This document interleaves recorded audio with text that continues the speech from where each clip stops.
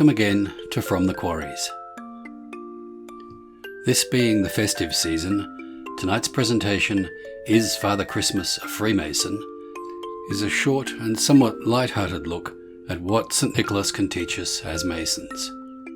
It was written by Brother David Downie of St. Trinian's Lodge number 2050 of the Isle of Man, and it appears to be quite recent, so if I've caused any unintended copyright violations, I apologise profusely and can be contacted if you'd like the video taken down. In any case, I hope you enjoy it, and a very Merry Christmas to all. Good evening and welcome to tonight's presentation, From the Quarries, an archive of Masonic lore.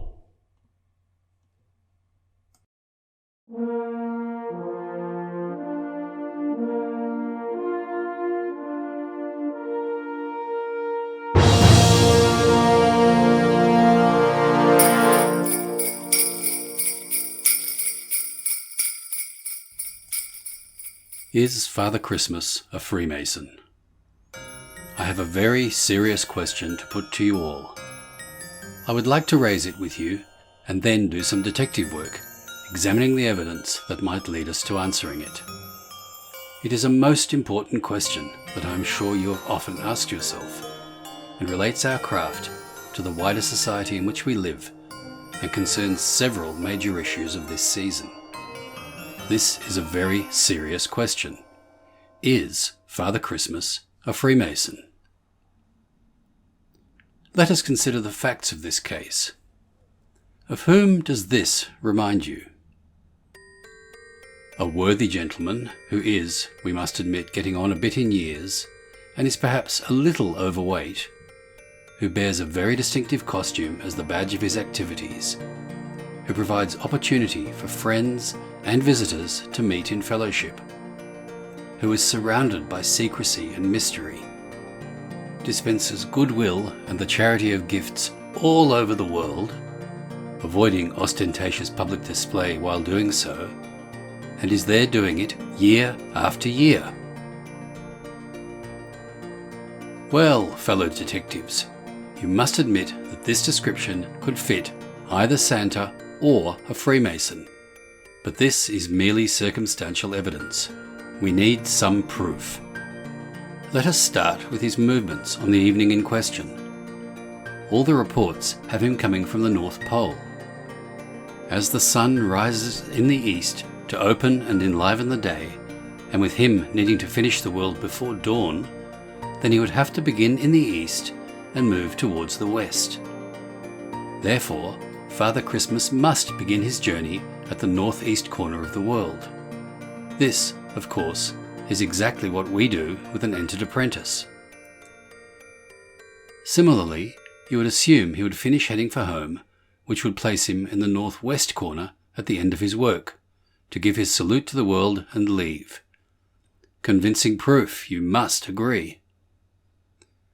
But think too, he undertakes this great journey to provide the gifts but once a year, and I am sure that any brother treasurer will agree that this is exactly the frequency with which most brethren provide the gift of their charity to the lodge.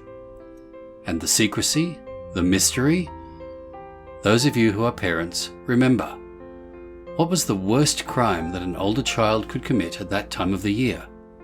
To tell the younger ones the secret of Santa, to break the faith that they should have kept. And I am sure your punishment of them pointed out that they were void of all moral worth and totally unfit to be received into the dinner table, but to be sent to their room for destroying something that was so good, so worthwhile, and so innocent. Surely all this evidence shows us beyond doubt that Father Christmas is a Freemason. He practices brotherly love and relief. We are happy to meet him and the Christmas season, and sorry to part. All the details, his wearing of a uniform, the rituals that happen year in, year out, the fact that he is a male. But on a more serious note, brethren, the way the whole Christmas season has developed and is practiced have many things in common with Freemasonry, and we can learn much about each from the other. For instance, where did the figure we call Father Christmas come from originally? What is his background? Father Christmas, or Santa Claus, or St. Nicholas, has elements of pre-Christian myths and legends which developed through the Middle Ages by being built into the great Christian story of God's wonderful gift to the world. By the 18th and 19th century, these details were formalized into the character that we still have today. His stylized uniform, his way of working, his ritual activities and sayings. This all sounds very Masonic. The pre-Christian legends of Solomon's Temple, the pyramids, Pythagoras and so on were developed through the Middle Ages by the great Christian cathedral builders, and then formalized in the 18th and 19th centuries into the uniform, the work, the rituals that we use today. St. Nicholas was actually a 4th century Turkish bishop who had originally been a rich nobleman. One of the stories about him was that he had helped a poor man who could not afford to pay for a wedding for his 3 daughters. St. Nicholas climbed onto the roof and threw a handful of gold coins down the chimney, and these coins fell into the girls' stockings that had been hung up by the fire to dry. The girls were then able to marry well and lived happily ever after. He has been considered the patron saint of poor children ever since. The legend became very popular in Europe, especially the Netherlands, where it was mixed with elements from the pagan Yule or midwinter festivals. St. Nick became Santa Claus, who would arrive on December the 6th, St. Nicholas's Day, mounted on a white horse, and visit children to inquire about their behaviour the previous year. Good children would be rewarded, and bad ones punished. The night before, children would leave a pair of the shoes or clogs out, filled with hay and carrots for the horse. In the morning, these would be found filled with sweets or small presents. These traditions were taken to America by Dutch settlers, but it was the famous poem by Professor Clement Clark Moore which begins, "'Twas the night before Christmas and all through the house," which settled most of the details into the Santa figure we know today. Many of these details, such as the reindeer and their names, the flying sledge coming down the chimney, were first brought together in this poem, but Professor Moore took them from old traditions from as far afield as Finland and Siberia, and they have stuck and become a single story. You can see how similar this is to the creation of our ritual and ceremonies. While these also certainly include many elements that are ancient folklore, they were put together quite deliberately by identifiable people with a specific aim, to create an impression in the minds of the brethren taking part. Like the Santa legend, the details may be fictional. They may come from many different sources. They may even be inconsistent with each other, but that does not matter. It is the impression that all of them create as an entirety that is important.